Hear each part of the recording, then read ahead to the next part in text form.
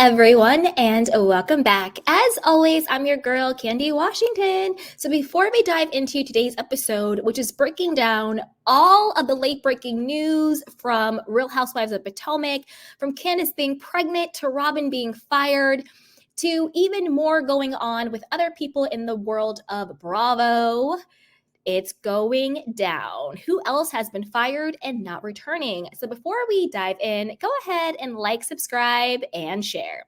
So with that, let's go. So I think before we dive into sort of a recap of part 3 of Potomac reunion, which honestly was kind of lackluster, let's just go through some hot topics about the girls first. So first up, it is confirmed that Robyn Dixon has been fired. So I will at least give her this amount of credit that she's admitting that she was fired and not sort of being like, oh, I was put on pause, or it was my choice, or it was mutual. You know how a lot of, bitter Betty housewives that get fired, they try and lie and say that it was their idea, or it was a mutual, or they wanted to take a pause, but we all know they got fired. So I will give Robyn that at least, that she's being honest. So let's break down exactly what happened. And then I also have a clip of her talking about it on her Reasonably Shady podcast. So this is from People Magazine. It says, Robyn Dixon confirms exit from Real Housewives of Potomac after 8 seasons. Quote, I was fired. Yeah, girl, you were. The Real Housewives of Potomac continues to experience more casting shakeups following the show's rocky 8th season. Robyn Dixon is leaving Bravo's Maryland set iteration after 8 seasons. She announced on the newest episode of her podcast, Reasonably Shady, that published on Monday, April 15th. Yes, I will not be returning for season 9 of The Real Housewives of Potomac, Dixon 45 said. It's reality. The network did not invite me back. I was fired for lack of better words. I will not sugarcoat the situation and say, oh, I'm walking away and this is a break or anything like this. This is a network decision. Like I said before, I will give her kudos for that, for being honest, because we get a lot of people who like to act like they weren't fired, but they were.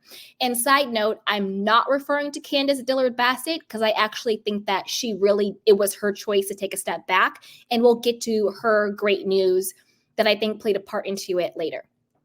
Okay. Dixon was one of the franchise's original cast members when the series premiered on January 26 alongside Giselle Bryant, Ashley Darby, Karen Huger, Charisse Jackson Jordan, and Katie Rost. Bryant, Darby, and Huger were all part of season 8 cast alongside Candiace, Dr. Wendy, Mia Thornton, and Nneka. Despite the sad news, Dixon told Bryant, her Reasonably Shady co-host and Rob co-star, that she's at peace with her exit from the series. I'm okay with it because nothing lasts forever. I've never had a very long run on the show. I've had a very long run on the show, and I just really appreciate that time and the opportunity that I had on the show, the mother of 2 said before extenuating her gratitude to the network and to Truly Original, the production company behind RoHap. Now, I'm going to play exactly what she said because I do have the clip of it, but this is the thing. If I was Robyn, I would be so pissed, but honestly, it's her own fault. Like, Bravo, Truly Original, NBC gave you so many chances and so many passes. They basically said, you really screwed up last year. You got exposed for your fake marriage to Juan. You got exposed for your fake relationship with him. He was exposed cheating on you left, right, and center all over the place.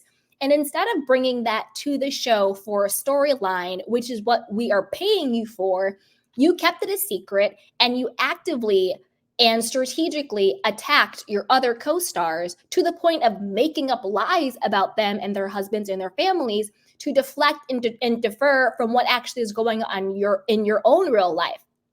And then you say, go pay me on Patreon to get a skinny on my real life when isn't NBC paying you for that? But they still gave you a huge chance by bringing you back for season 8. Now, I've always said, I don't think they brought Robyn back for season 8 because they like Robyn. I think they brought Robyn back for season 8 because they wanted a return on their investment.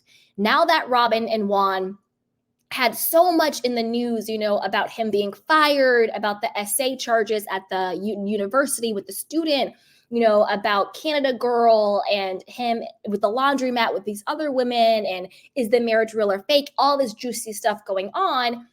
Bravo, NBC, Truly Original, they wanted to capitalize on all of that. So I'm pretty sure she was put on notice. Like, we're going to bring you back, but you need to bring it. Because it's clear that the rest of the cast was put on notice.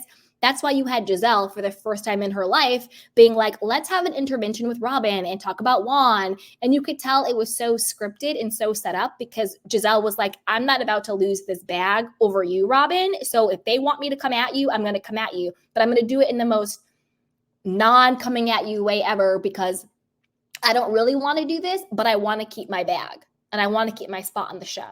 And then Robyn and Juan showed up and still continued to be liars and basic and boring and mean and deflecting and just all around quite insufferable people, to be honest with you.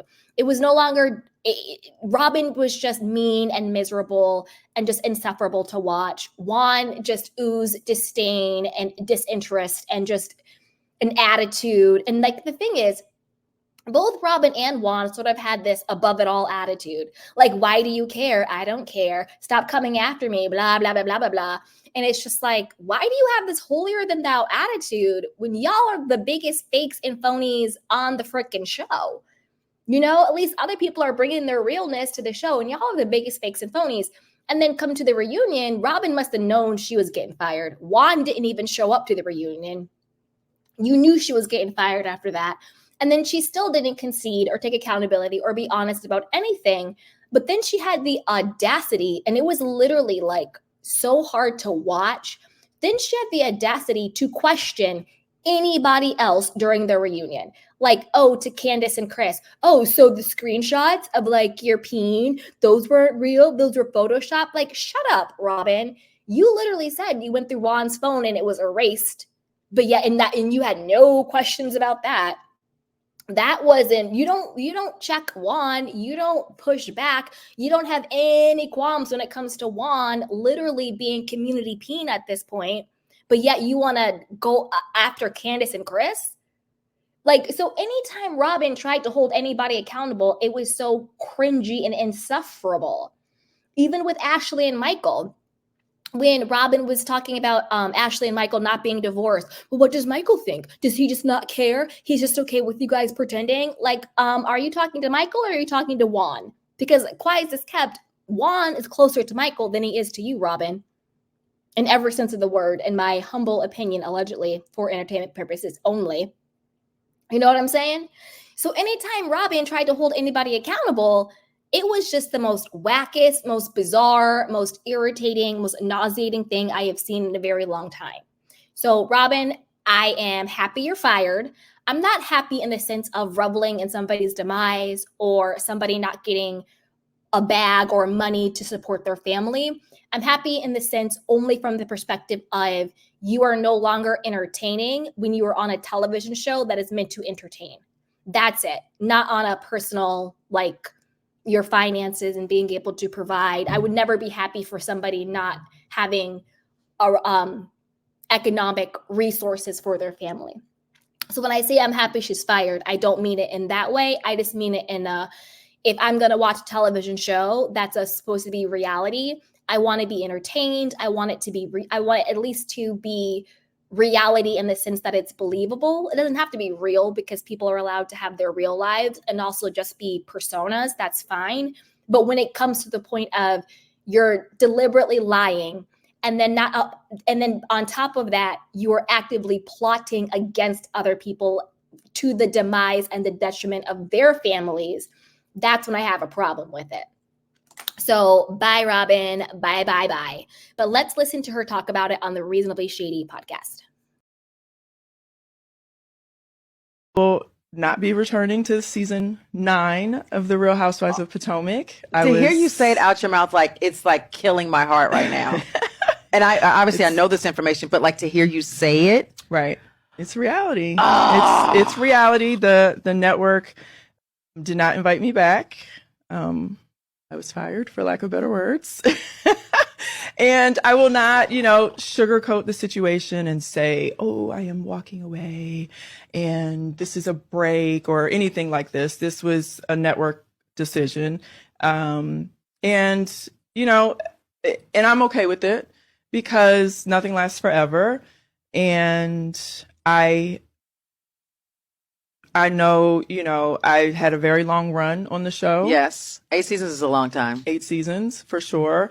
And I just, I don't have anything like written to to read off of. So I'm just like speaking.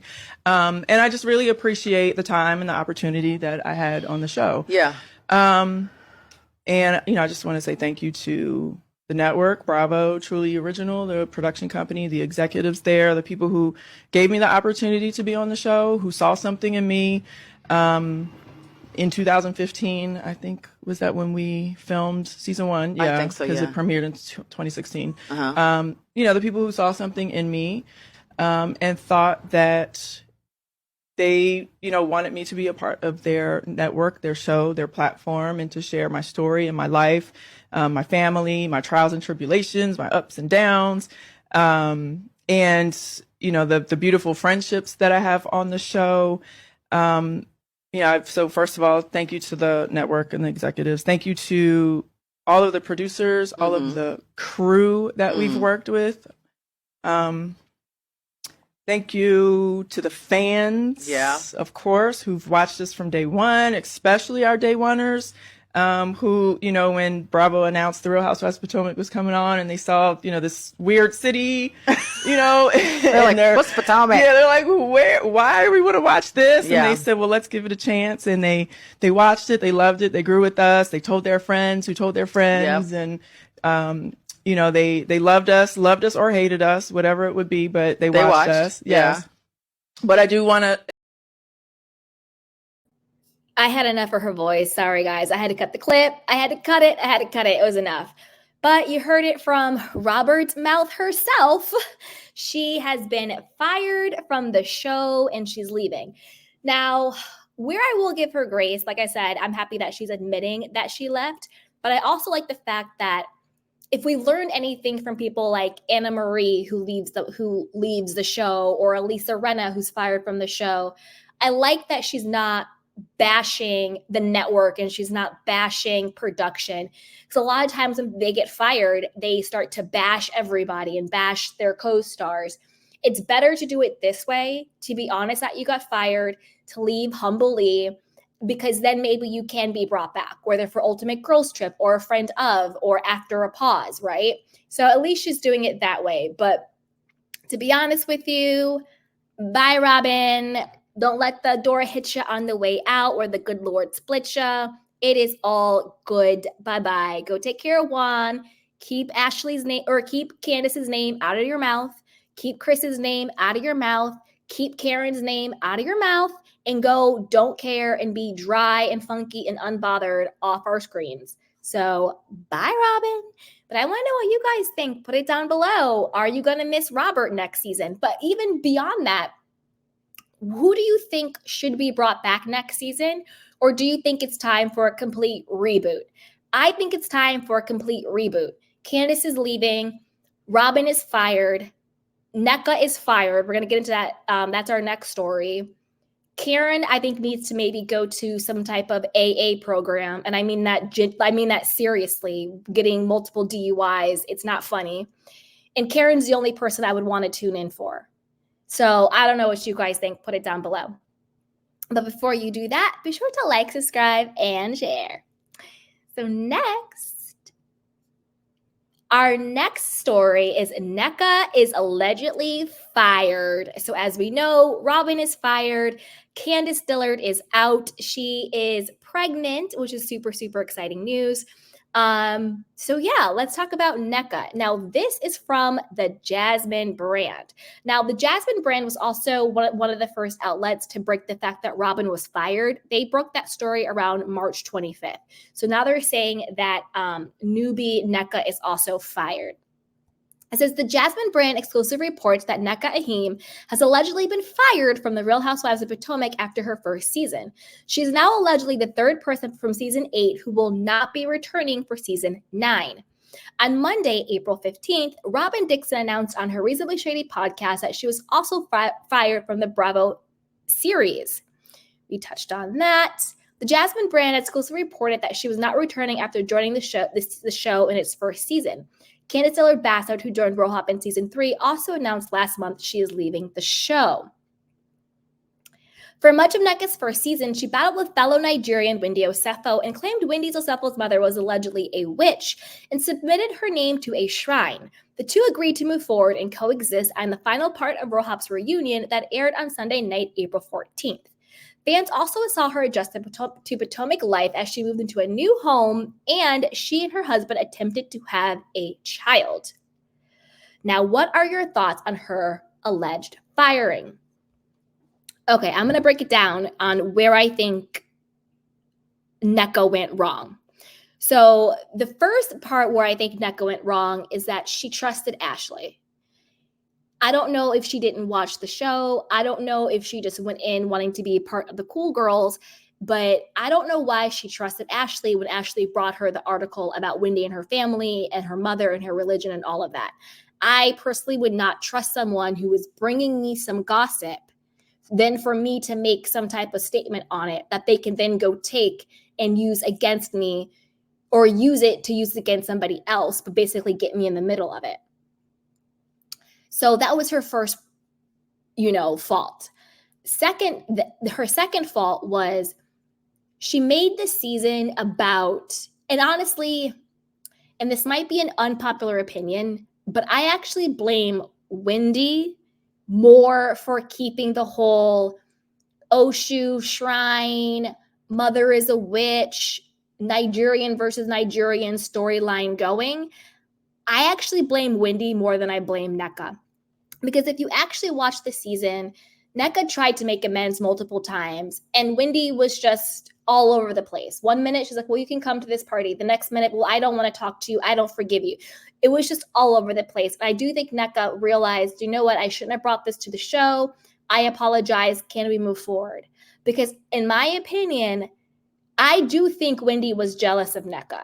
I do think Wendy didn't like the fact that another successful, beautiful, married Nigerian woman was joining the show. I do think Wendy was jealous. I really do. Now, with that being said, I also think that Nneka should not have trusted Ashley in realizing what she was getting in. But like Nneka said at the reunion, like one of the only things she said at the reunion was, well, Wendy, how come you didn't have any smoke or energy for Ashley when Ashley was the one who started the whole situation? It was Ashley who brought the Osu and the article and all that to the show. Nneka really didn't say anything other than like, well, I don't know. That's like frowned upon. Like, I don't know. Ashley then took it to Wendy and twisted it. And then Wendy went to her family. And I'm going to be honest with you. I believe Nneka. I do think Wendy's mother said what she said about submitting things to shrines and her sister went off on her. I think the whole family was pissed that Nneka was joining the show. That's the vibe I got. And for Wendy to only be mad at Nneka but not mad at Ashley makes no sense unless you were already jealous of Nneka and you wanted a reason to not like her. Because the truth is, Wendy should have been pissed at Ashley, not Nneka. And I think that was the big thing. And then for Nneka, I think that unfortunately, the whole situation with Ashley and Wendy and the mom and a witch and a shrines and Nigerian versus Nigerian, all that bull crap overshadowed her actual life and personality because she's really cute. She has great style, great home decor, great storyline, trying to get pregnant, navigating life with a husband who's finally home because he's like a traveling doctor, and showing more of her personal life in that way because it's actually really interesting. And I actually think Nneka's really cool. But all of that got lost. Nneka's identity, her personality, her relationships, her personal life really got lost in all of the, in my personal opinion, very boring and toxic and unnecessary fight between her and Wendy. And that really dampened the entire season. Like, I don't want to watch these people fight over your mom is a witch in a shrine and all these things. I believe Nneka 100%. I do think what she's saying about Wendy's family is true. I do think they came at her really hard. And I do think Wendy was jealous. You could see it in Wendy's face. She was jealous. And Nneka apologized to her and wanted to move on so many times. And Wendy just like wouldn't have it. But then Wendy was all up Ashley's butt wanting to be Ashley's friend, when it was Ashley was the one who literally brought it to the show. Crazy. But I think, I don't know. I feel bad. I feel bad for Nneka. I think that she got the okie doke. I think Ashley set her up. She got baited in. But I do think that they would have been able to redeem. I think that the situation could have been redeemed if Wendy would have just agreed to say, you know what, I accept your apology. Let's move forward and put it to bed. But like Wendy wouldn't do that because she's super jealous. And now Nneka's gone. I personally wouldn't mind if Wendy got fired too. That's just me. I know there are some Wendy stans out there. I'm not one of them. I wouldn't mind if they just scrapped Potomac at this point and just moved on to a different city. Is Potomac really popping like that? I don't know if we need Real Housewives of Potomac season 9. I think we could do a season 1 of a new city. That's just me though. Let me know what you guys think.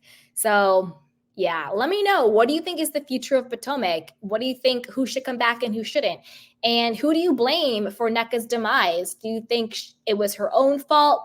She should have never trusted Ashley? Or do you think, nope, Wendy came in too hot for her. She wanted a reason to hate her. She found a bone and she stuck to it. And like always, Ashley just gets to stir the pot, throw a bomb, and walk away. Okay, so put it down below. Let me know what you guys think. And as always, be sure to like, subscribe, and share. So with that, let's move on to happier news. So Candiace Dillard-Bassett, she is expecting her first child with husband Chris. So this is super, super exciting. And I think this goes into whether or not Candiace was fired or chose to leave. She probably knew she was pregnant or about to get, fertilized in vitro, whatever it's called, and wanted to, leave and not have that stress.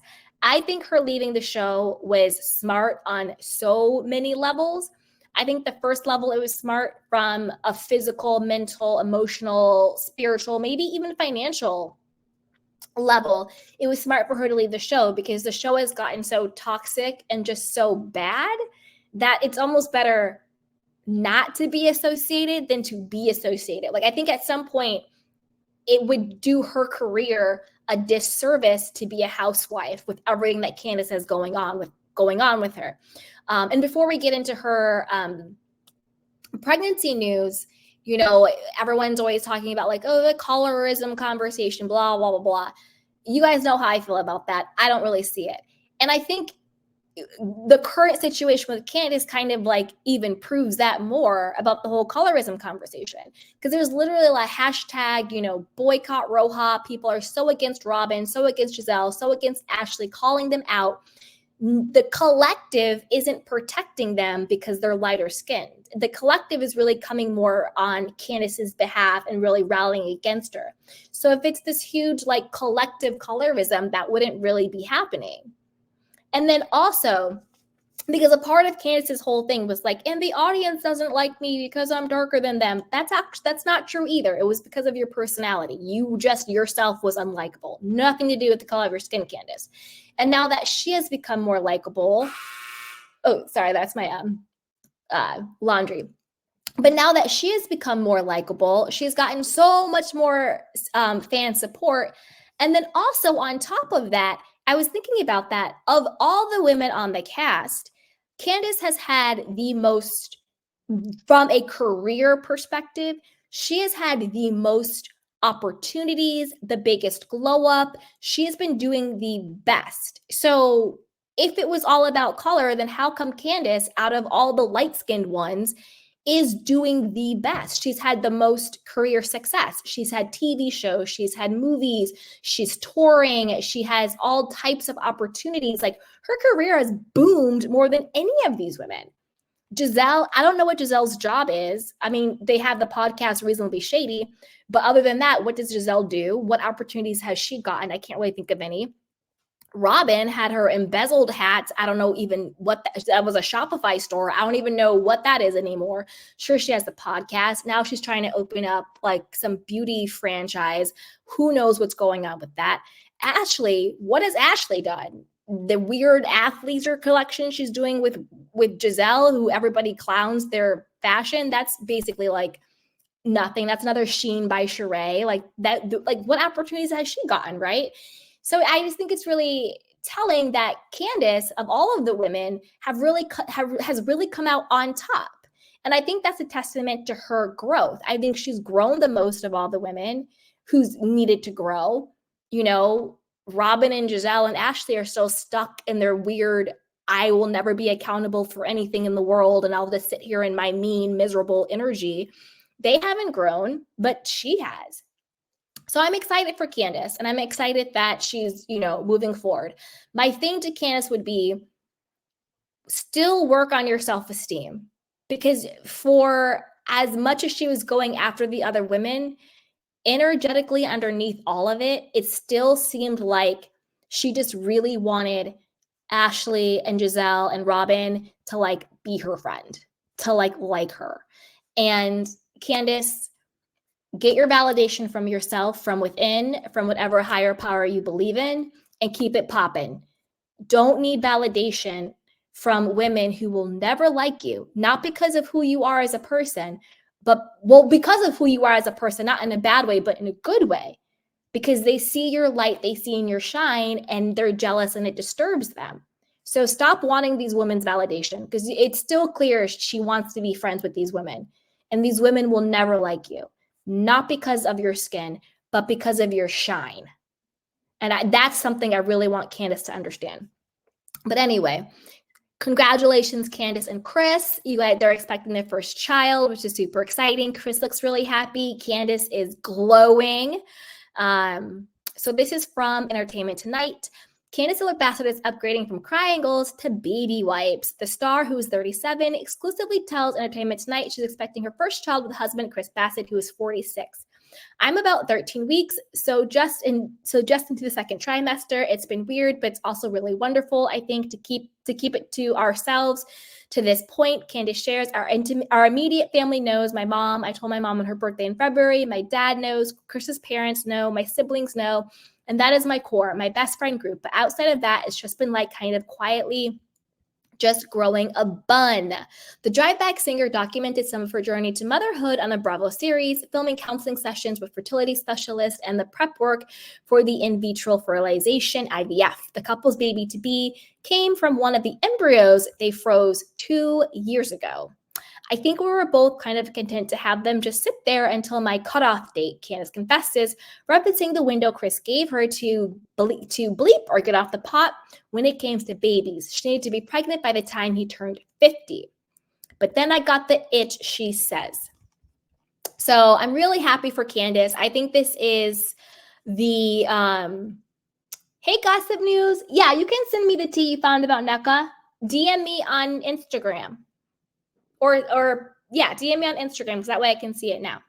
So yeah, congrats to Candiace. And then, like I said, Candiace, you, of all of the women, you've grown the most from a maturity level, from a business level, from a personal life level. You're doing great. So just don't worry about the green-eyed bandits. Let the colorism issue go, because that was never really the issue. These women just are miserable. And they were jealous of you. I don't think it had anything to do with your skin colors. So be happy and mazel, mazel, mazel, mazel, mazel, mazel. So what do you guys think about Candiace and Chris expecting their first baby together? And do you think it was smart of her to finally leave the Real Housewives of Potomac, as it was becoming toxic, not just for her career, but also for her health? I think it's the best thing for her mental health and everything else. Dun, dun, dun, dun. Okay. Now, let's move on to, let's talk about Porsha and her ex Dennis spotted out with ex-wife of Roa star Fallon. Now, do you guys remember all of this situation when Porsha was dating Fallon's at that time husband, when her and Fallon were co-stars pretending to be friends? Because as we know, production likes to lie about friendships and put friends together, even though they're not really friends. Well, let's hear the latest on what's going on with Porsha, Dennis, and Fallon. So this is from Radar Online. It says, former Real Housewives Atlanta star Porsha Williams' ex Dennis McKinley has been spotted out with Fallon Pina, the ex-wife of Williams' estranged husband Simon Gubadier, RadarOnline.com has learned. Dennis and Fallon went on Instagram together to promote a pop-up in Montgomery, Alabama, where Dennis was signing and giving away bottles of his Nyack cognac. Wow. Porsha and Dennis officially announced their relationship in 2018. They revealed they were expecting a child and got engaged several months later. Following rumors that Dennis cheated on Porsha while she was pregnant, the couple eventually split up for good in 2020, but still co-parent their daughter, Pilar Genia McKinley, who she calls PJ, who recently celebrated her 5th birthday. Okay, now this is the same Pop It Open Porsha, who on her spinoff, Porsha Family Matters, or whatever it was called, this Dennis is the same one who Porsha tried to fight his mother. Yes, Porsha tried to fight Dennis's mother, and I mean physically fight Dennis's mother on the spinoff show, who is the grandmother of her child. This is the same Porsha that we're bringing back to Roa. This is the same Porsha that, you know, went after, who fought Cynthia of all people. Like who fights Cynthia? Who fought Cynthia? Who fought Kenya? Who fought that girl in the alley? Like, so violent. It's crazy. So crazy. But I think all of this is just to give Porsha a storyline for the next season of Roa.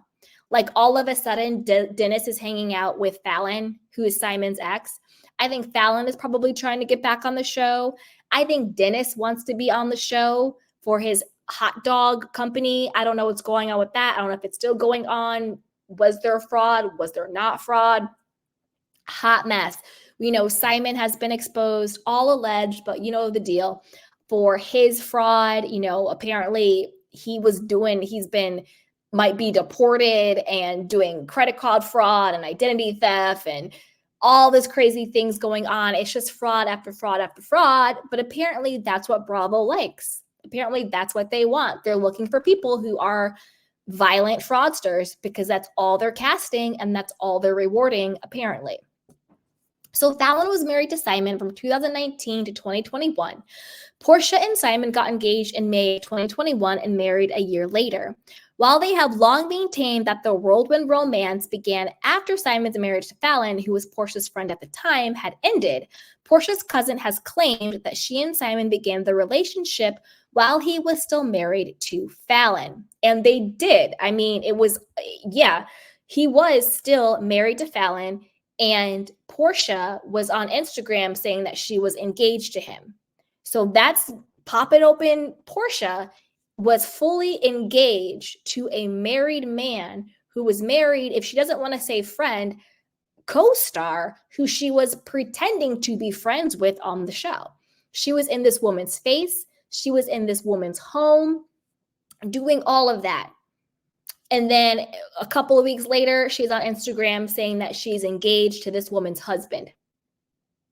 That's your Pop It Open Porsha right there. Karma works fast and has everybody's address.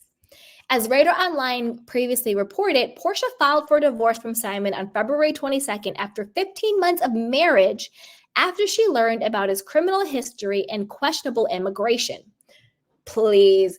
Porsha probably filed for divorce I think Porsha filed for a divorce for a couple of reasons. Number one, storyline. Number two, the allegedly fraud money probably ran out, which is why she wants that prenup enforced. And Porsha, you keep making poor decisions when it comes to your love life. And I said this before, I think Porsha could have been such a bigger star.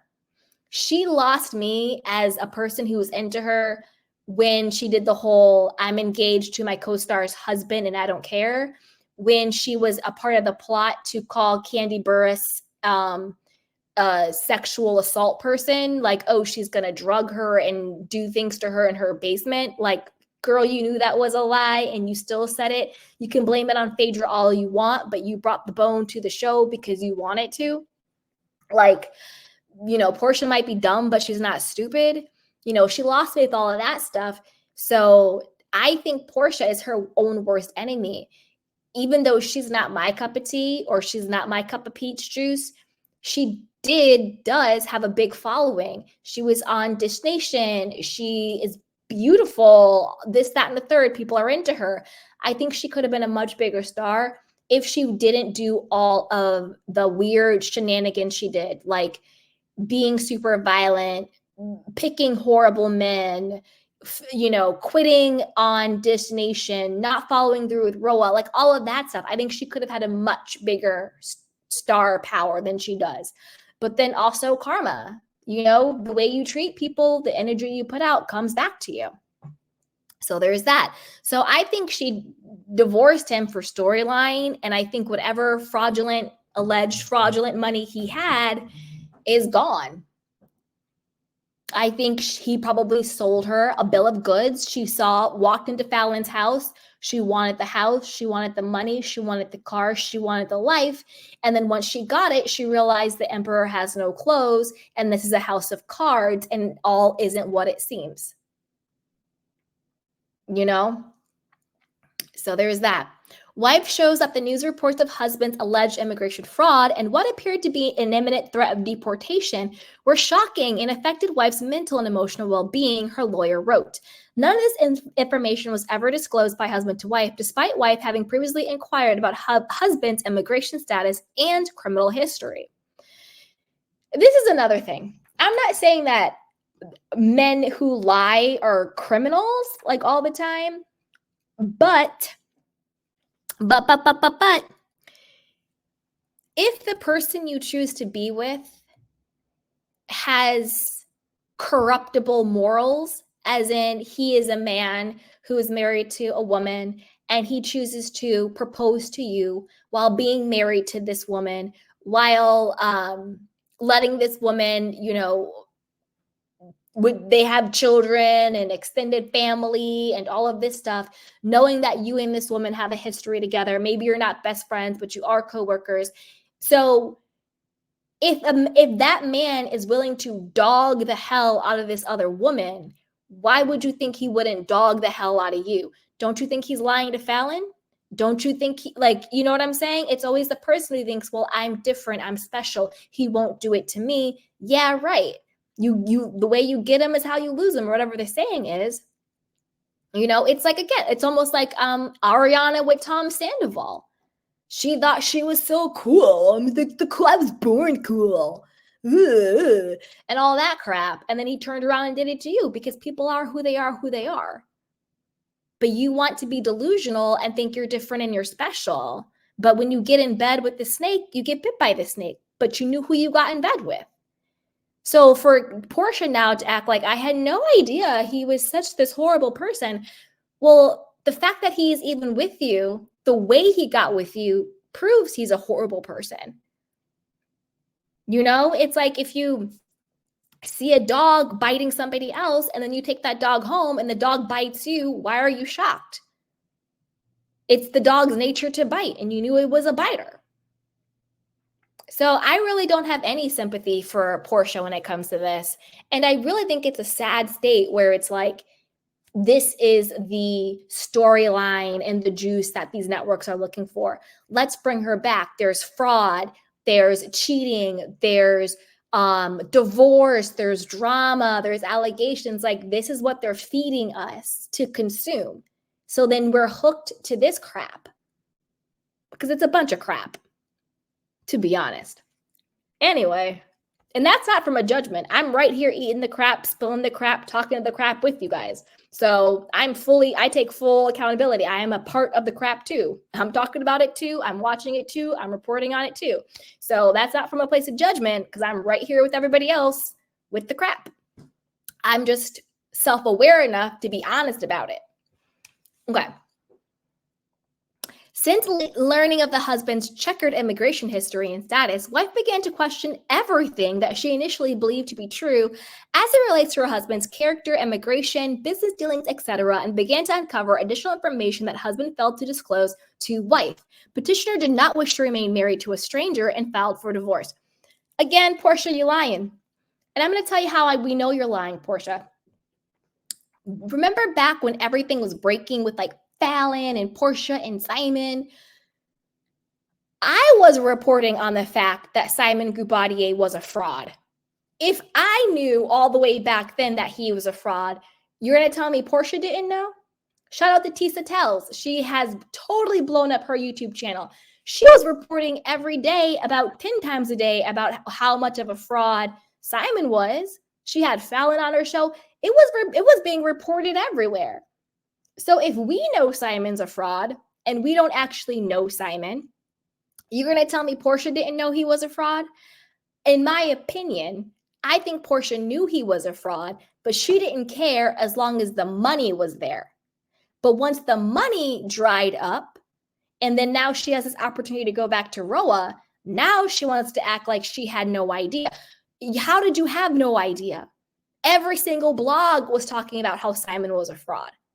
Every YouTuber was talking about how Simon was a fraud. How did you have no idea when we all knew?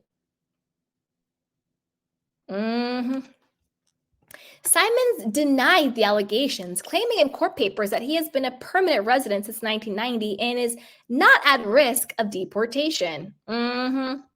As RadarOnline.com exclusively reported, Simon asked the judge for a restraining order against Porsha last month after claiming that she showed up at their marital home with a pew-pew toting bodyguards, even though a private security guard said that he posed no threat. Since the filing of the instant divorce, wife's actions have been erratic, unstable, threatening, and harassing to petitioner, the house staff, and the minor children, Simon claimed in court documents. Wife's behavior has caused safety concerns, especially since there are minor children, husband's children currently living in the marital residence. In return, Porsha accused Simon of fleeing to Dubai after she filed for divorce and changing the locks on their home from overseas. She requested an emergency hearing to give her access to their shared Georgia mansion, arguing the prenup they signed stated Simon had to vacate within 30 days of divorce filing. So, Porsha, this entire time, have you been footing the bill? Have you been paying to act like you are married to a rich man? But have you actually been paying for this lifestyle the entire time? Because why is it Simon has to vacate in 30 days of the Georgia mansion? I'm guessing it's because is the home in your name? Is your name on the deed?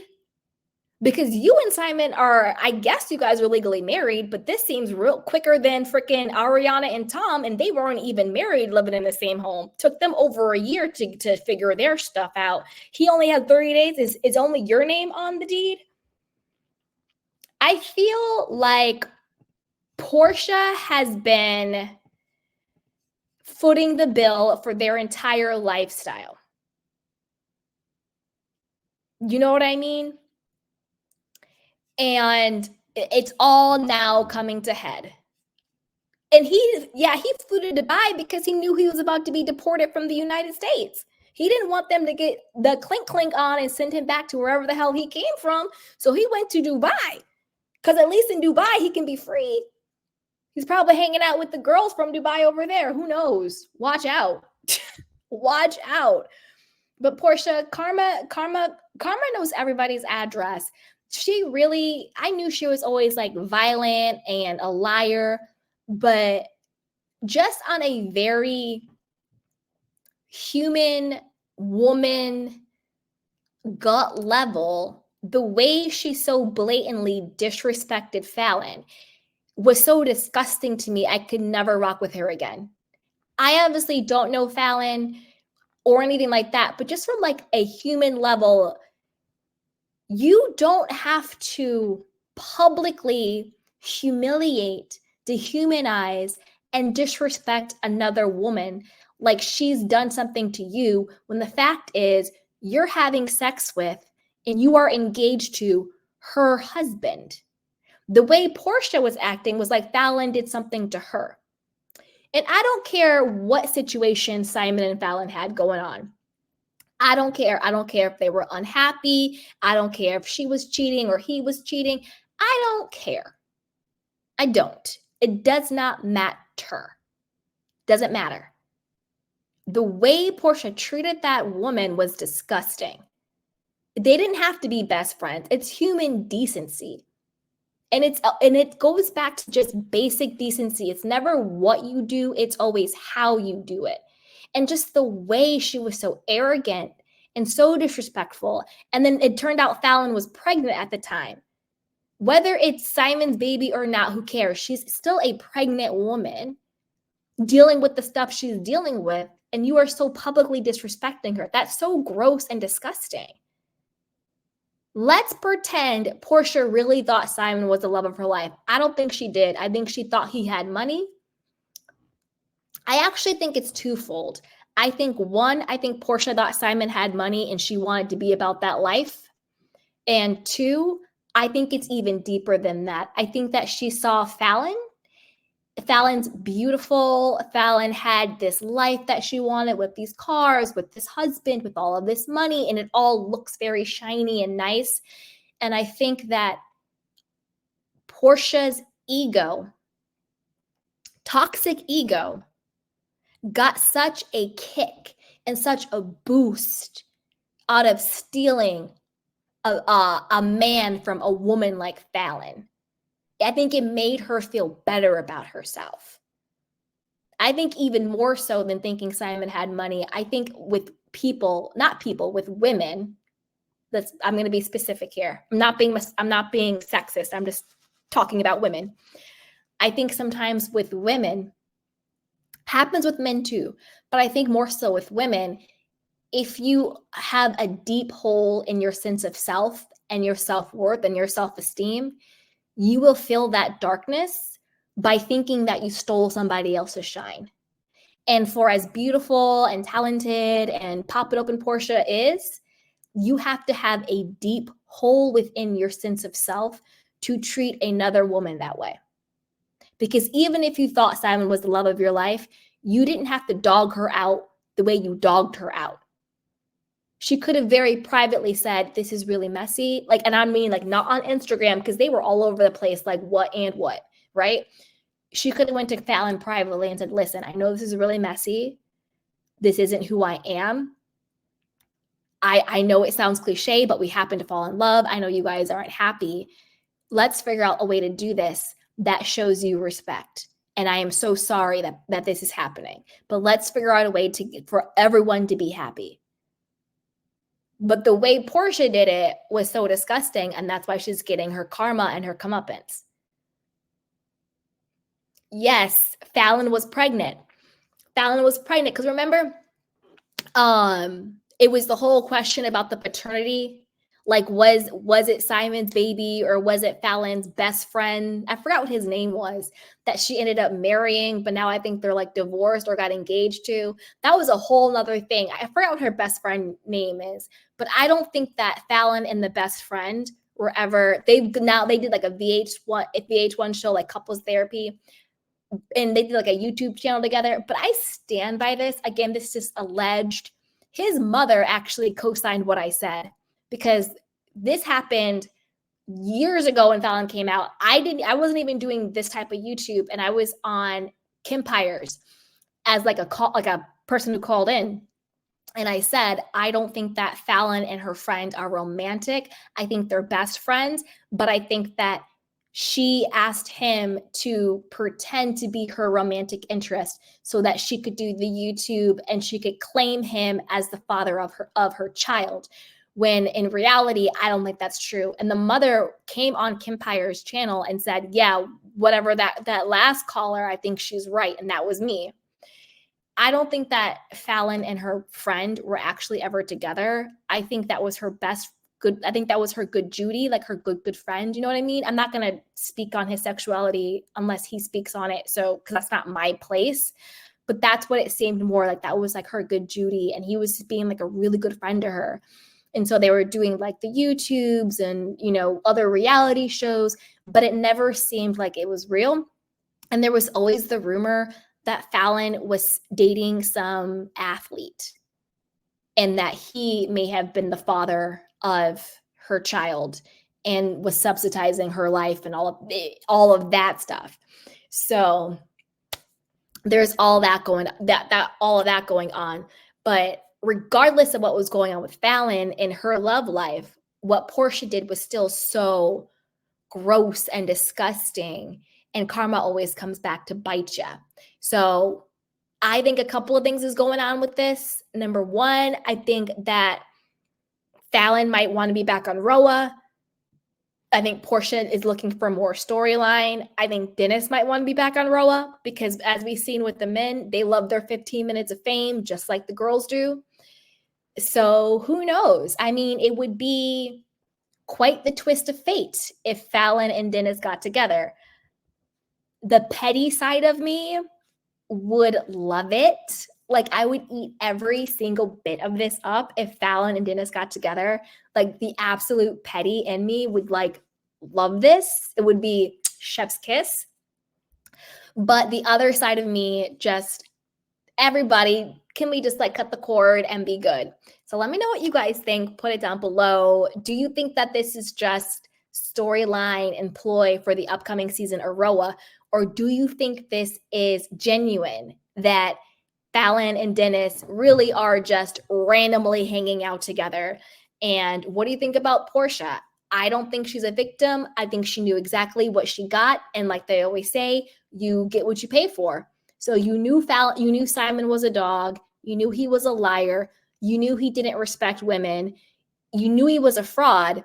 So why are you acting surprised now that he has lied to you, that he's defrauded you, and he's probably cheating and everything else in the world? You knew who he was. You thought you were big upping Fallon, and you got what you paid for. It is what it is. It is what it is. So put it down below. Let me know what you guys think. And as always, be sure to like, subscribe, and share. So with that, let's move on to Alexia. Dun, dun, dun, dun. So and by we, I mean us, the Candy Canes, as we predicted 5 months ago, Alexia and her husband Todd are divorcing. It kind of seems like maybe he blindsided her from her response, but let's get into all the nitty-gritty. She seems shocked that he has filed. I don't know if he blindsided her. I don't know what the situation is. We're going to get into it. But before we do that, I want to show you guys the receipts. Like we said 5 months ago, exposed the real reason Alexia and husband Todd's marriage might be doomed. So these are the receipts. We did a video on this 5 months ago where I broke down all of the reasons why I thought that they were going to break up. And 5 months later, he is filing for divorce. So, Candy Canes, we always predict this stuff. Okay. Now, this is according to Us Weekly. It says, the Real Housewives of Miami star Alexia's husband, Todd, has filed for divorce after nearly 3 years of marriage.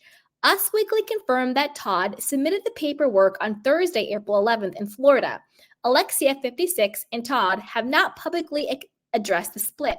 Alexia and Todd tied the knot in 2021 after several years of dating. Alexia was previously married to Peter Rosello Sr., who was the subject of Netflix's Nose Candy Cowboys, The Kings of Miami, from 1992 to 1996. They share sons Peter and Frankie. She later moved on with Herman and they were together from 2004 to 2015. He was found dead in 2016. The reality star previously discussed why her connection with Todd was different. After the 2 marriages that I've had, I was super jaded. I'd literally been married to 2 guys that had been liars. But when I met Todd around 5 years ago, I knew that he was going to be the one that I was going to be able to trust, Alexia said in a December 2021 episode. I honestly really want to be married to Todd for the rest of my life. He loves me and he loves my son, Frankie. Alexia and Todd eloped in St. Bart's that same month after they were forced to push back their nuptials due to the coronavirus. Their rescheduled date came with mix of emotions when Alexia's mother, Nancy, died on the same day. Alexia and Todd later celebrated their love with a lavish yacht party, which played out in season 5 of Real Housewives of Miami. Now, let's see. Oh, okay, here's some juice. Before Todd filed for divorce, Alexia co-stars questioned the state of her marriage during season 6, which aired from November 2023 to March of 2024. Alexia debunked various rumors about their finances, including that she doesn't share a checking account with Todd and that they pay for their apartment month to month at the reunion earlier this year. She brought her apartment's lease She brought her apartment's lease and her payment history to further prove her point that they were not in a bad place. Todd, meanwhile, appeared to take a backseat from on-screen scenes during season 6. The seasons prior, his relationship with Alexia's eldest son was a major storyline, as there was tension between Todd and Peter, largely over how Peter treated his brother, Frankie, following the effects of a near-fatal car crash. Okay. Now, Alexia is saying that she's shocked that Todd filed for divorce. So Alexia spoke out about husband Todd filing for divorce after nearly 3 years of marriage. I believe she said that on Instagram. She said, "I am shocked and heartbroken that Todd has chosen to dissolve our marriage," she wrote via Instagram stories. "I will take comfort in the fact that my friends and family will be by my side, supporting me during this difficult time." Girl. Alexia previously claimed that she was on great terms with Todd. No, you weren't, and we all saw it and we all felt it. This is the thing. Y'all were not happy. Alexia, Todd, y'all were not happy. Okay, you weren't. You could cut the tension with a knife between the two of them. She seemed on edge and irritated by everything he said and did. He also felt irritated and on edge by everything she said and did. Like I said before, in the video that we did 5 months ago, because I called it, this is the video from 5 months ago. I think the real issue, I think finances are a issue as well, but I think the core issue is Alexia's unhealthy codependent relationship that she has with her sons. She is married to her sons. And I think Todd thought that he was marrying a wife and that he would be her husband, but it's very clear that her husbands are her children. And you guys, I don't mean that sexually, obviously, but her priorities, who she takes care of, who she defers to, is Peter and Frankie. And that's not going to fly when your husband wants to have a healthy relationship with you. He wants to set boundaries. He wants to create healthy relationship dynamics. And she was totally set in her ways with being the number one woman in her son's life and them being the number one men in her life. And so I think that really grated on him, and that wasn't going to work with him. And then I also think the finances, I'm not sure if maybe maybe an investment or the market or whatever you want to call it, maybe something happened in his finances where she thought she was marrying all of this money, and sure, he had it, but then something happened where they had to leave their large apartment She even seemed pissed. She was like, we don't own a home and I had to move to an apartment with you. So there was definitely some bitterness and resentment there. So that's a very toxic combination where you have a man who is in his healthy masculine, who wants to have a healthy dynamic relationship, and you have a woman who is in a codependent relationship with her male children. And then on top of that, you have financial stress. That is a toxic combination for a divorce, and I do think that Todd, I think it was very clear that he realized this is even a sicker situation than I thought, or maybe he thought he could change or would change. And Alexia is like, no, this is the dynamic and I like it. And then for Alexia, I think the more that Todd wanted her to have a healthier relationship with her children, I think the less she was attracted to him. The more that she resented him, the more that there was bitterness there, and the more that she just was less attracted to him. Because I think Alexia is attracted to dysfunction. Think about her first husband. There's a whole Netflix series about him being the nose candy cowboy, and he's been in jail for multiple offenses. Look it up. I'm not going to say everything on my channel, but look up what has been in jail for. It's disgusting and not pretty. Her second husband, he was leading a double life. It turned out he was, gay. Obviously, there's nothing wrong with being gay. That's not the issue. But the issue is lying to your wife, leading a double life, cheating on her, all of that. Of course, she can come to terms with who he really is and he can live his truth, but it has nothing really to do with that. Whether you're living a double life by sleeping with other men or you're living a double life by sleeping with other women, you're still leading a double life. You're still cheating on your wife. You're still lying to her. There's still a level of gaslight that goes into that. There's still a level of disrespect. I don't care who you're cheating with. It's still wrong and it still does a doozy on you. But I think Alexia, for whatever reason, is really attracted to that level of dysfunction. So when you find someone who is functioning, you actually don't like it. It's like when girls are like, I don't like a nice guy. He's too good to me. It's boring. And you're like, well, what? You want to, like, I like a guy with an edge. That all of that comes from dysfunction and being attracted to dysfunction. So I think at the core, these are two very different people. So this breakup is not surprising to me. I think we pretty much all saw it coming. I think it's really sad, but I think Alexia will land on her feet. She always does. And I think that Todd probably needs to focus on his business and figure out why he's losing money and maybe is able to bounce back. But I don't think that this is shocking to anyone. And I think it's not just about finances. I also just think it's about fundamental compatibility, So I think it's just fundamental compatibility where I also think that he started to, the more he saw the dysfunction with her relationship with her children, the less attracted he was to her. And the more that she saw him wanting to create healthy boundaries and dynamics, the less attracted she was to him. Right? So I think that both of them lost attraction for each other. I think there was a lot of tension, a lot of fighting. In any scenes that they were in together, it was super, super tense. The fact that she says she's shocked, I don't believe her. I don't think that they've been happy for a while. She may be shocked that he actually went through with it, but I don't think that she's shocked that it's happening.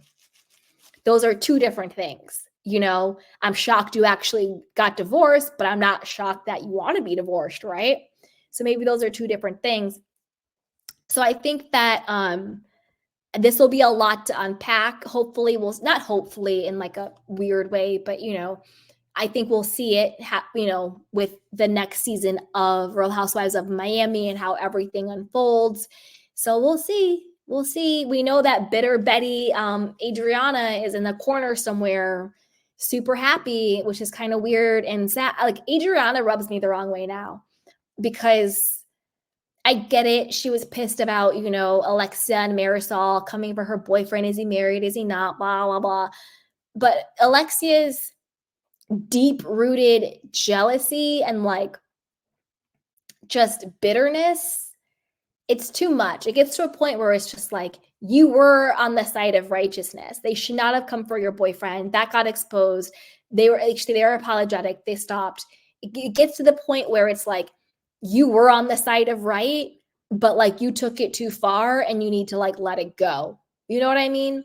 So that's kind of where I land with that. So I want to know what you guys think. Are you like us and you saw this coming 5 months ago? Or are you shocked like Alexia is pretending to be? And do you think it's going to play out next season? Do you want it to play out next season? Put it down below and let me know what you guys think. And as always, be sure to like, subscribe, and share. So with that, let's move on to some Real Housewives of Beverly Hills news. So breaking today, Crystal Kongminkoff is not returning for the next season of the Real Housewives of Beverly Hills. Let's get into it. So this is according to Deadline. It says Crystal Kongminkoff exits the Real Housewives of Beverly Hills after 3 seasons. I also have a clip of her talking about it, so we'll get into it. Crystal Kongminkoff is leaving the Real Housewives of Beverly Hills. I just wanted to share the news that I will not be coming back to film season 14 of the Real Housewives of Beverly Hills, Minkoff said in an Instagram video. It's very bittersweet. Never did I think I would have been asked to do this show in a million years, let alone film it for 3 seasons, she continued. Every single year I was asked back. It was a blessing. It was an honor. Being the first Asian American on Beverly Hills was a lot of weight on my shoulders that I have since just have really understood the magnitude of what that means for people. She's looking really cute and fresh, by the way. I'll show it in a second. Minkoff joined the Real Housewives of Beverly Hills in season 11 of the Bravo franchise and quickly became involved in a feud with Sutton Strack. One of the memorable lines of the reality series was when Strack called Minkoff's ugly leather pants after claims of being jealous of her. Jealous of what? Your ugly leather pants? When Minkoff joined the show, she became the first Asian American housewife on the show. Throughout her tenure on the reality series, she talked about the struggles of having an eating disorder and how it affected her self-image. As Real Housewives of Beverly Hills head into season 14, Bravo has not announced which housewives will return. So far, the only housewife who confirmed she was not asked back was Anna Marie Wiley, who was only there for 1 season. The cast of the most recent season includes Kyle Richards, Erica Jane, Dorit Kemsley, Garcelle Bouvet, and Sutton Strack. Kathy Hilton has been rumored to be making a comeback and taking on a friend of role for season 14. She last appeared in season 13 reunion to support her sister, Kyle. Bette Midler recently took to social media to express her interest in joining the Beverly Hills set show, as she was in the mood to talk some crap. Former housewife Denise Richards, who guest starred in season 13, left the door open to return if asked back. Okay. Also, who is allegedly in talks with producers is Hilaria, aka Hillary from Connecticut, Baldwin, which I think would just be horrible. Number one, she doesn't live in Beverly Hills. Don't they live in Boston or Connecticut? Also, your husband might be going to jail for manslaughter. So maybe get that wrapped up before you try and join a show. Maybe they need the show because they have about a gazillion kids. And also Hilaria Baldwin has cosplayed as a Latina woman when she's not. It's really bizarre and really weird and just very disrespectful to Spanish people and Latin people and Hispanic people. She's just a hot mess. I'm tired of talking about people who are delusional and cosplaying and racist, and I'm tired of all of that stuff. No. And even with Anna Marie Wiley, I'm just so sick of it. No. Can we just do a hard no? Bravo, I'm talking to you. Can it just be a hard no? Anybody who has anything to do with racism or homophobia or fraud or anything like that, can't that just be a baseline standard for casting. Like, can we just make that a baseline standard? Like Hillary from Connecticut, Baldwin, is a straight white woman, and she's been cosplaying as a Spanish woman. Can we just not bring that conversation up? Like, let's just stop. Like, can we just stop? Please. But let's hear it from Crystal's mouth, and I'll talk about how I think she's handling the situation.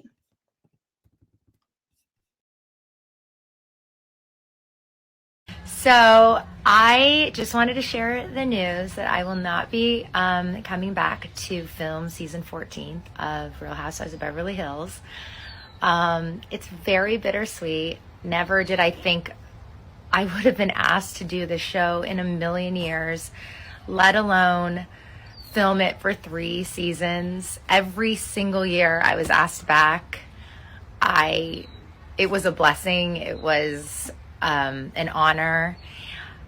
Being the first Asian American on Beverly Hills was a lot of weight on my shoulders that I have since just have really understood the magnitude of what that meant for people. And I just wanted to thank you guys.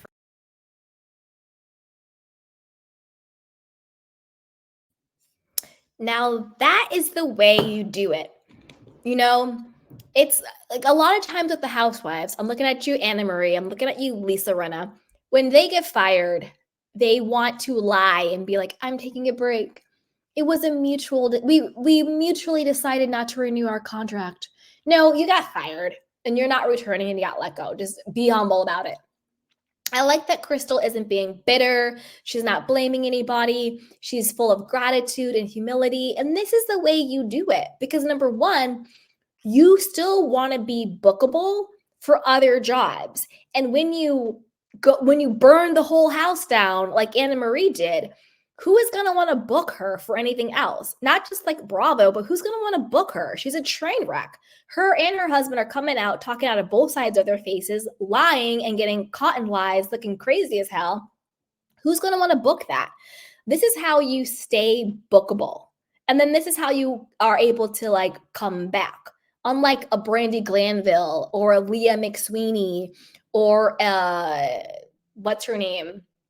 Rachel, where it's like, even Nene, got to be honest about it, where on Mad Day, you want to burn the whole house down because you didn't get what you want. Instead of being like, you know what, in the actual reality of the world, what a privilege it is to have such a platform and be picked to be on these shows and to make all this money and to have, you know, this platform to build your own audience and build your own brand. But on Mad Day, because you didn't get what you want to burn the whole house down. And then now not only are you unbookable with Bravo, but now you're unbookable in general. And I don't want people to confuse that with, if you are being treated unfairly or something is going on where you're being harassed or assaulted, of course, you are always allowed to speak up and to get retribution and to tell your story, 100%.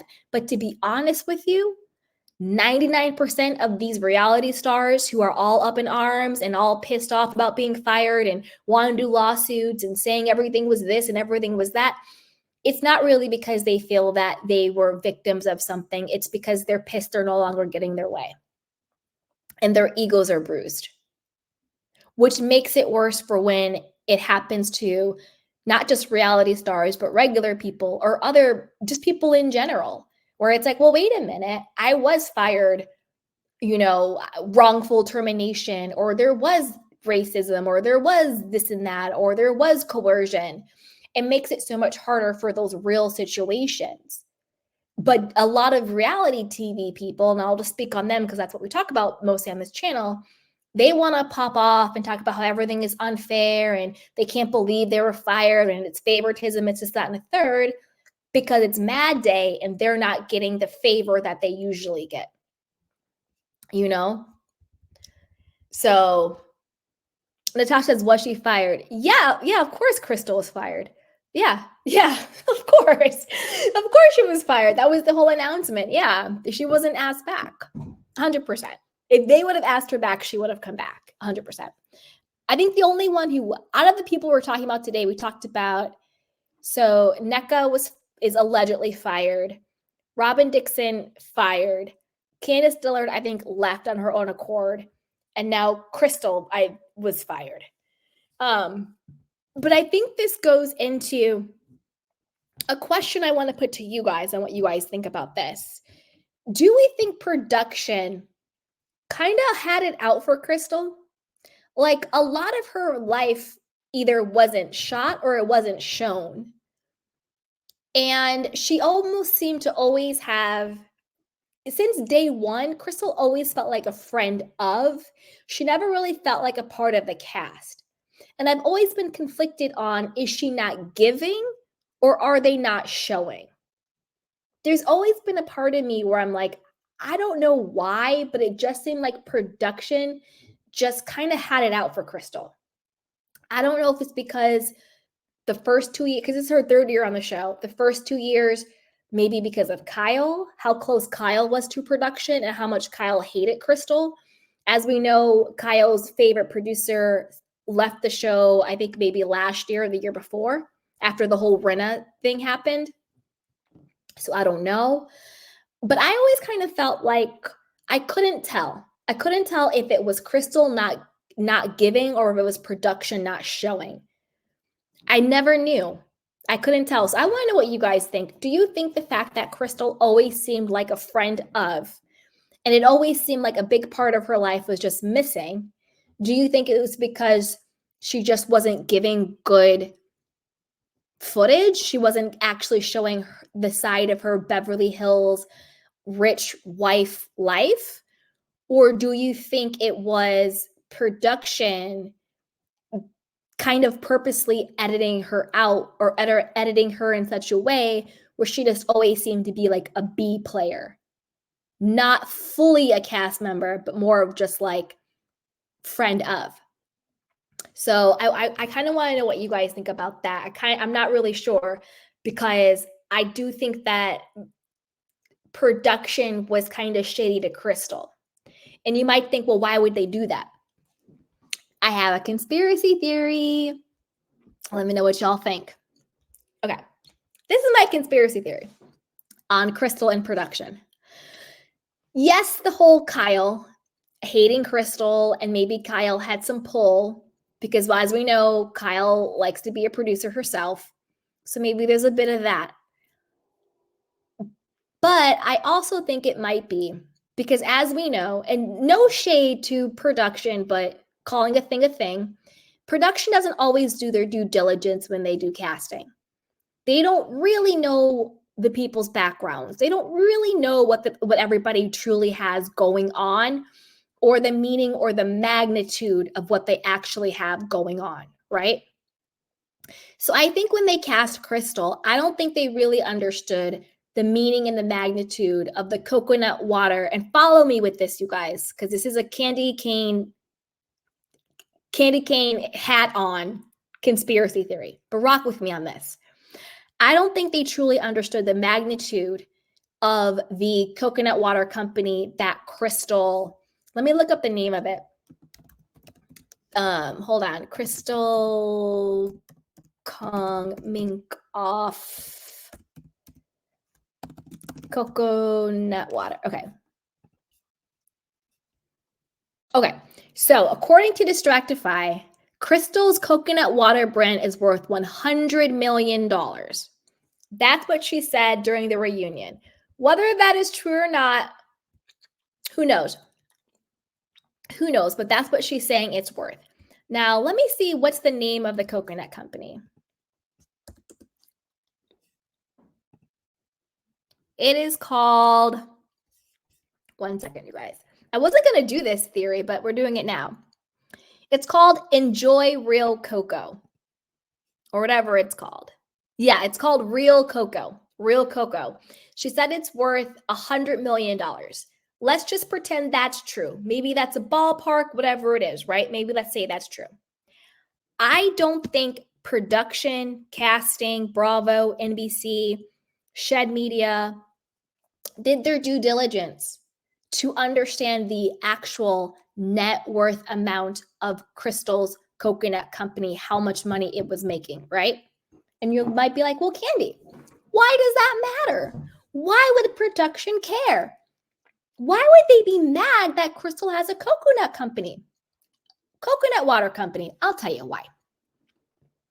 Remember a person called Bethany Frankel? Remember a brand called Skinny Girl? Remember how that's how Bethany made all of her money? And when she sold it, she made around, I don't know, $100 million. Remember how Bethany built that brand, created that brand, did everything for that brand through the Real Housewives of New York. For not the Real Housewives of New York City, would there be a Bethany Frankel? The world may never know. Maybe in another dimension. But in the dimension we're living in, hell no. It is what made Bethany, put it on the map. She built that company. Bethany loves to tell everybody about the Bethany Clause. This is the Bethany Clause.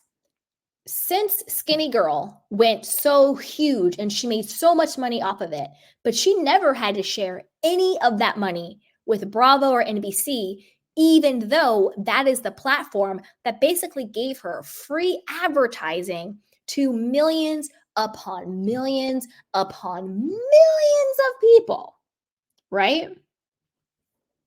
But because they weren't able to capitalize on it, now in all of the contracts for the housewives, it's called the Bethany Clause. If you promote your business on the show, you have to give the show back 10% or whatever percent it is. It's called the Bethany Clause if you promote your show. And I heard that is why Crystal never mentions her coconut water company on the show. She never mentions it by name. I don't even think we really knew she had it. She mentions it at the reunion only because it's brought up when she's going against Dorit. But she never mentions it. She never promotes it. She never speaks about it because she doesn't want to have to give them, Bravo, NBC, any part of the money. I think Bravo, NBC realized probably late in the game how much money because again, whether she says it or not, the fact that she's on the show, people are now, Crystal has a coconut company. They're looking it up. They want to see what it is. No matter what, anything you're doing, people are out here looking at people's like middle school, yearbook shots. I'm gonna look at her nose from before, people are always looking at people's stuff. No matter what, if you're on these shows, people are going to look up your businesses and it's going to give it a boost no matter what. I think production might be a little pissed that they're not getting any kickback. My question is, I wonder if the agency gives Bravo and NBC any type of kickback, or were they able to do it? Like, I don't know. Do we think the Bethany Clause happened before or after the Real Housewives of Beverly Hills? I don't know that timeline, but I wonder because every single episode of the Real Housewives of Beverly Hills, Kyle is promoting the agency and so is Mauricio. They're wearing hats, they're wearing t-shirts, they're having events. I wonder, are they giving Bravo and NBC a kickback? Or is Kyle their favorite person, doesn't have to do it? So I think there was a lot of strategy of why Crystal never brought up her coconut company. Because we would be like, well, why isn't she talking about her coconut water company? It's this multi-million-dollar company. She runs with her brother and her friend and all of this stuff. And she's this businesswoman. It's in Costco. Why isn't she talking about it? She isn't talking about it because of the Bethany Clause. I would do the same.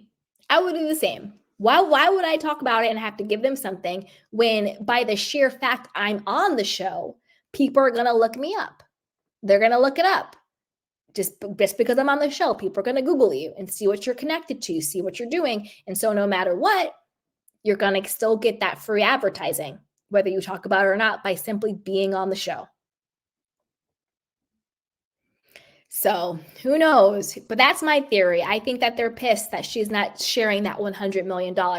Because again, remember, these executives, producers, they look at the women as commodities. They are looking at them as, how can I make money off of you? This isn't some type of like bestie game. That's what they always say. The producers aren't your friends. So the producers and the executives, if they can't make money off of you, or if they feel like they're being treated somehow, they'll give you the bad edit, allegedly, in my opinion. They'll fire you. They'll let you go. That's, again, why I said that was the only reason why they brought Robyn back to Potomac. Not because they like Robyn or because Robyn is favored. It's because they wanted a return on the investment. All of a sudden, everybody's talking about Robyn and Juan and the allegations and everything. And she's like, oh, Patreon. They didn't fire her because they wanted to capitalize on the buzz. But then she failed to deliver, which is why now she's fired. Because they were not able to make the money or get what they wanted out of her. They didn't get the return on the investment in her, so they fired her. Because we have to look at the situation. Not we have to, but I think it's interesting to look at it from, because I think a lot of the fans only think from the perspective of a viewer as a fan, and they don't look at it from the perspective of an executive or a producer. Because those are two different experiences and two different objectives. If I'm a viewer, Robyn would have been fired. If I'm an executive, keep her on because she's hot right now. Let's milk it for all it's worth. If we're able to get some juice out of it, we'll keep her. If there's no juice in it, we'll fire her. Think about any other job you're on. If you're not producing as a worker, you're fired. If they can get something from you, they'll keep you on. Doesn't mean they like you. Doesn't mean they favor you. It just means they want to get something out of you because they look at you as someone, as a producer. You know? So we'll see. Miss T says, is Lisa giving Bravo a percentage of her businesses? I'm sure she is. I'm sure she is. Definitely. Because on Beverly Hills and all of that, it's called the Bethany Clause. 100%. But the thing with Lisa is she was also able to get her the spinoffs like Vanderpump Rules and Vanderpump Villa and Dinner and all that stuff. So not only is she just the talent, but then she also becomes the producer. And that's a whole different level of check. A talent check versus a producer check, totally different. I was actually just listening to a podcast about this when it came to Sex and the City, with the pay disparity between Sarah Jessica Parker and Kim Cattrall. Kim Cattrall was only making $350,000 an episode for Sex and the City. Sarah Jessica Parker was making $3.2 million an episode because she was an executive producer. So that producer credit versus that talent credit, two different ball games. Was it right? I don't think so. I think that Kim Cattrall and the other lady should have made way more. Also, they could have become producers too, but that's for another discussion. We could do a video on that actually, because I thought that was like really interesting.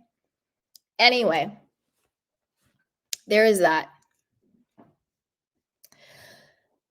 All right, you guys, let me know what you guys think about Crystal Conminga's exit from the Real Housewives of Beverly Hills. As always, be sure to like, subscribe, and share. And then also, what do you think about casting for the next season? Who should come back? Who shouldn't? Where do we think we're going to go with all of this stuff? I want some fresh faces. I want some new names. We can bring back Sutton. We can bring back Garcelle. Kyle, I think, is going to be another flop. I don't think she's ready to be honest about anything. So we'll see. But let me know what you guys think. Be sure to like, subscribe, and share. So with that, what else do we want to talk about, guys? Don't you know we talked about Alexia, Porsha. Okay. Let's talk about Gordon and Mia. Actually, we don't have to. Let's open it up. I'm going to drop the link in case anybody wants to come up and chat.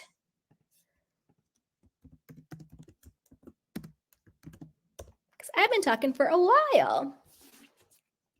But if not, let's talk about Wendy. So apparently she is just another Bravo celebrity who has recently gotten robbed. As we know, Kyle Richards been robbed, Dorit Kemsley has been robbed, Crystal Kong-Minkoff was robbed while she was in Japan, and now Wendy Osefo is saying she was robbed. Also, don't forget Anila from Married to Medicine. She was also robbed. So let's see what happened to Wendy while she was on vacation. Dun, dun, dun, dun. All right, so this is according to Reality Blurb. It says, Wendy Osefo is the latest Real Housewives star to be targeted with a home robbery. Following the burglary of Kyle Richards' home in 2017 and Dorit Kemsley's mansion in 2021, the Finksburg, Maryland property owned by the Real Housewives of Potomac cast member 39 and her husband Eddie was burglarized amid their family vacation in Jamaica last week. Now, as you guys know, I don't think this is the case with Wendy and Eddie, but I'll say allegedly, in my opinion.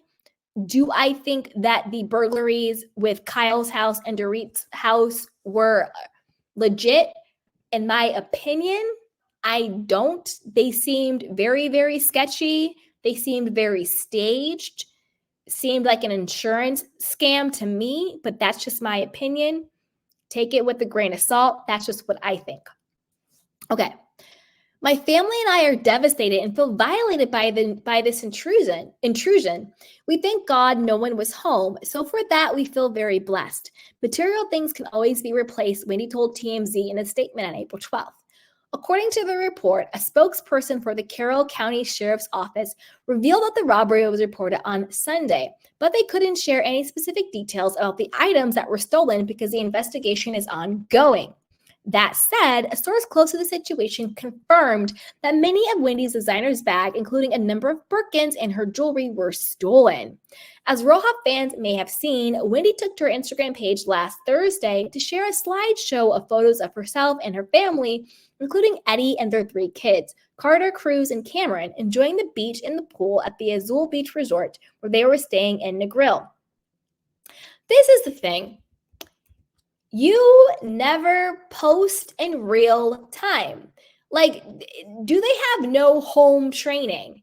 You never post in real time. Like when I post on Instagram, posting something and I'm away, I post it like the next day because I'm not on this mega platform. But as people, just in general, you need to keep yourself safe. If you're going on vacation, post once you're home. Stop posting in real time because robbery people, burglars, stalkers, whoever, they are watching. So don't post in real time. Don't share. And again, I don't know who's sharing locations with Sheena Shea. If you're sharing locations with people, stop sharing your location unless it is somebody that you truly, truly trust, because you don't know on Mad Day who's going to follow you and pop up where you're at, or maybe somebody could lose their phone, or somebody could pick up somebody else's phone and your location is just right there. Be careful who you share your location with and stop posting in real time. Save your photos, save your videos on your camera roll, and then get home and then post. Stop posting your plans everywhere. You got to be smart about this. You got to stay safe. This is amateur hour right now, guys. Now, we have to see how more information comes out. Wendy and Eddie don't give scammer vibes. So it doesn't seem like this is an insurance scam. They don't seem like true grifters. I know Wendy doesn't have any like real direction. Just be honest about it. She was never passionate about being a professor. That was just sort of something she said to make her family happy, and it's sort of like a mask she wore. Then she sort of like found herself with everything going on. I don't know. I don't know, but Wendy girl, amateur hour. But I don't think that this is fake. I think they really got broken into because they don't give grifter scammer vibes. Also, I know people want to stunt in front, but on the reunion, when they were talking about Happy Eddie's, cannabis company, and they're like, yeah, we made $2 million, first 6 months or 5 months. Unfortunately, there are a lot of jealous, spirited people out there. There are a lot of people who are not good people. And when you're out here talking about, yeah, I made $2 million in 5 months, unfortunately, those people who are evil will feel entitled to steal from you because they're jealous of you. So I know people want to front and stunt, but just be careful. because people, when they see you doing well or they see you shine and you're posting and all of this stuff, which unfortunately we should be able to talk about how much money we have and post all the things we have without people being evil and jealous and wanting to take from you. In an idyllic world, it would be that way. But until the world is that way, you need to have your wits about you. Stop posting stuff, to people who at the end of the day don't actually like you, have no goodwill for you, and they're going to see what you want and they're going to want it for themselves. So just be careful out there. Just be careful because people will want to take you down. Again, I don't think that they're faking this. I feel bad for them. But again, it's kind of amateur hour. She's out here talking about spring break 24. Wendy wrote on her caption, being away and all this stuff. And then also, like, do you not have security? Like, what happened? Like, shouldn't there be like alarms everywhere? You're making $2 million in 5 months. You couldn't up your security game? Are there cameras? How come there was no alert going on? Was it an inside job? Did they have the code? Like a Dorit situation where they just walk up to the doorway and they knock on the door and then they give you back your phone and they say, "How you doing, ma'am?" Like what's good? Anyway, Wendy, Eddie, and her kids had ventured to Jamaica earlier this month after celebrating Easter at home as a family. Yeah, Wendy girl. And on top of that, Wendy, I'm going to tell you this, Wendy. I like you, but like I said, when we were talking about the Nneka situation, I do feel like you were jealous of Nneka. And I do feel like you did not want another Nigerian woman coming on the show. And I think that you held that grudge against her the entire show. And I personally think it was unfair to Nneka. That's really how I feel. And I like you, Wendy. I think you're beautiful. You're smart. Your husband loves you. You have gorgeous children, beautiful family. But I did get the jealous spirit from you. So you might want to look at that so you can wash up that karma or whatever is going on. But I don't know. This is sad. But I will say, thank God nobody was home. Nobody was hurt. The children are safe. Thank God for that. Because like she said, material you can get back, but your family safety you can't. So yeah. So with that, you guys, let me put it down. Let me know what you guys think. Do you want Wendy back for next season? What do you think about her burglary? Do you think it's legit or do you think it's a scam like some other grifters out there allegedly? Put it down below. And as always, be sure to like, subscribe.